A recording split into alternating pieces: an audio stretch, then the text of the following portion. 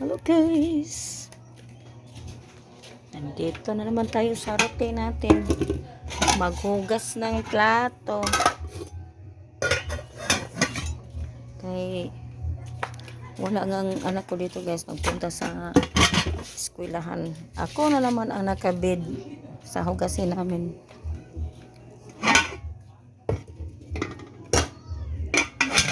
Sige lang, exercise naman, di ba? Sabi nila, ang exercise ay hindi na kailangan mag-jogging-jogging ka pa sa jogging-jogging ka pa sa daan. Pwede ka maggalaw-galaw sa bahay, exercise na yan, di ba?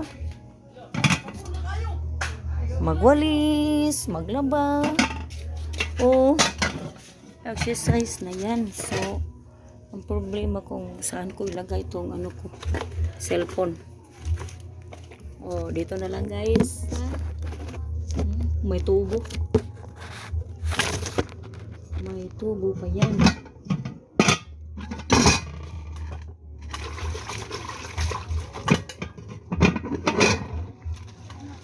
Minsan talaga guys, ganado akong maggalaw. Minsan naman parang pagod ako.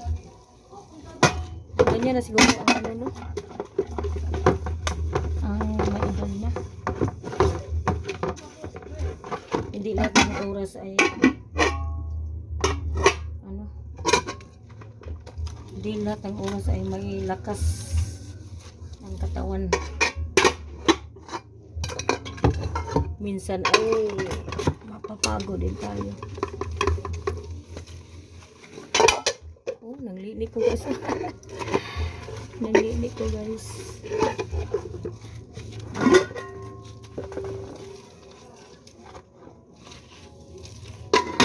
Alam niyo guys,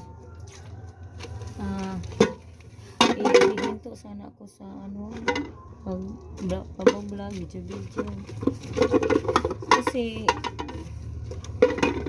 wala namang ibang mabibidyoan ko, market ito sa bahay. Minsan punta sa ibang lugar pag may time.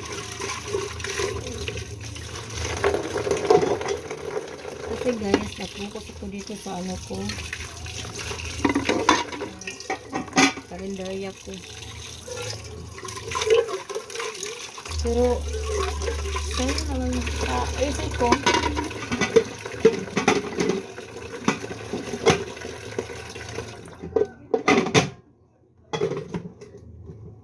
sayang naman kung hinto ako guys, kasi may wifi naman kami.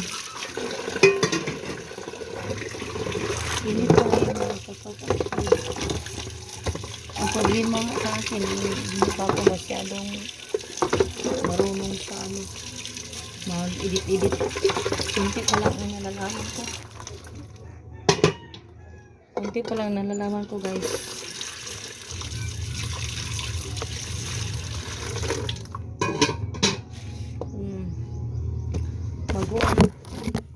Maguol ako guys pag wala akong na-upload. Oh, pareho lang yan sa kanta. Ang kanta hilig mo, pero ang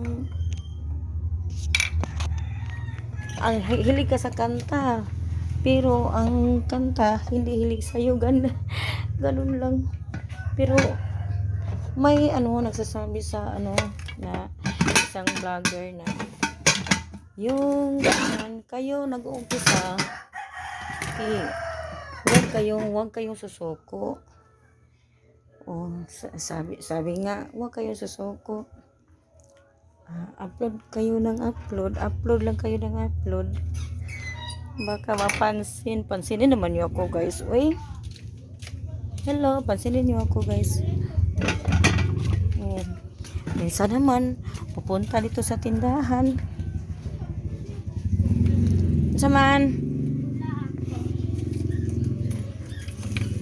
May bumibili sa tindahan. Dito naman ako sa tindahan.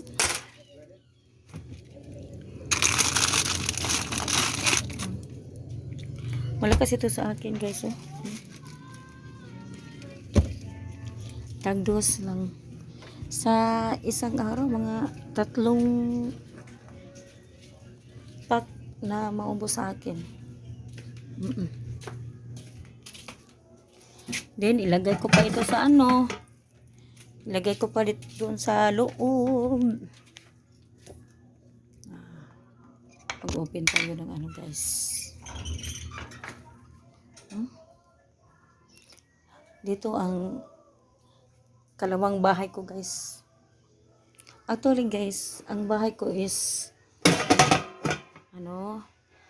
3. Ito ang una, oh.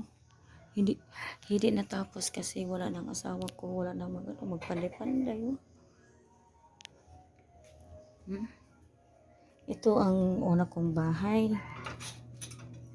At dito naman, 2 itong kwarto. Ito ang pangalawa. Tapos, tinayuan ko ng tindahan. Ang pangatlo naman, doon sa unahan, mga ilang meters ba yung kalayo. Nandoon. Pinarerentahan ko kasi wala pang time na ko doon magpuyo Tagalog sa puyo kasi nandito pa kami, pero dito guys ang istorya ay malapit na kaming i-demolish. Pero salamat naman at ito may parang pineriso ako guys, oh. Salamat naman at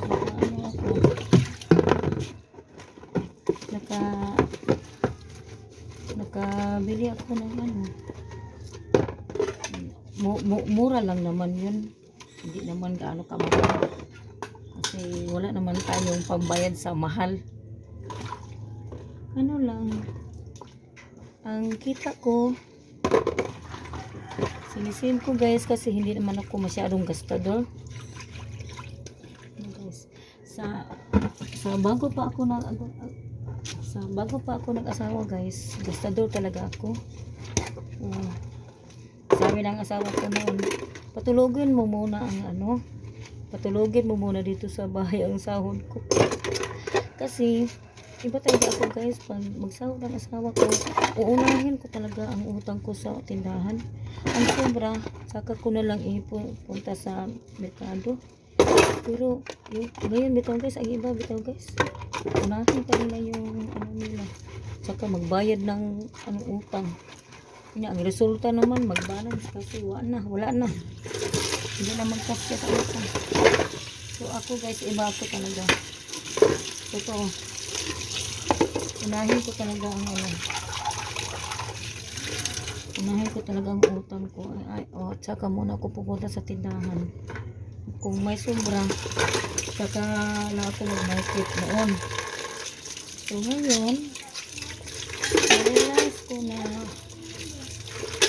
kung pag may pira talaga tayo, hindi tayo gasto doon, gasto dito, iipunin natin. Kasi pag wala kayong bahay guys, kasi nagre-rent lang kami ng dito. Nagre-rent lang kami ng lupa, 50 pesos a month. So dalawa itong nirentahan ko, 100 pesos a month. 1 year, bali 1,000 kapin ang babayaran ko.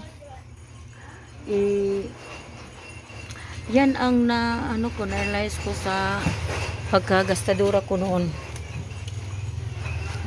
Talagang gastador ako noon guys. Ang sahod ng asawa ko, walang matira. Kasi, pero magbayad naman ako ng utang una. Ang sobra, ko talaga. Sa market, uubusin ko talaga. Bili ako ng mga gatas sa bata, vitamins, ganyan ba? Ngayon, ngayon na may negosyo na ako, na-realize ko na hindi ma hindi easy. Hindi easy ang maghanap ng ano guys. Hindi easy ang maghanap ng pera. Katulad ko, karinderya. Punta sa ano, kanang maagang magising.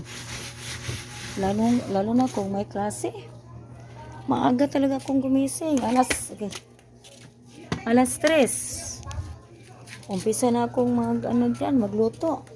Kasi mga alas 4, may bumibili ng mga estudyante. Kasi ang estudyante kanon guys, maaga ang klase, di ba? Noon, punta sa paralan, 6:30 ang simula ng flag racing. Ngayon, maaga na silang pumunta. So, pag may klase, maaga talaga akong gumising. Magluto, mga fried. Tapos yan,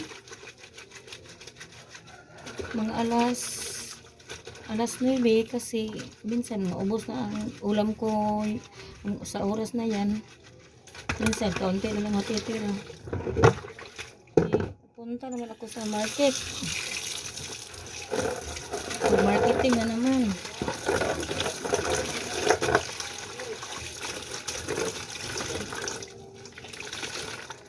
Marketing na naman ako guys. Mag grocery.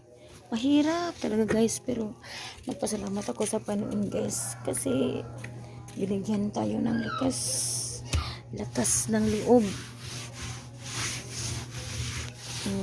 Yan talaga ang ano natin. Kahit makatanggap tayo ng konti or anong kalagayan natin, sa hirap natin, magpapasalamat talaga tayo sa Panginoon guys. Lahat makaunti man o malaki, dapat magpapasalamat tayo sa Kanya, diba? So please subscribe my YouTube channel, Edith Baclo Vlog. God bless us all.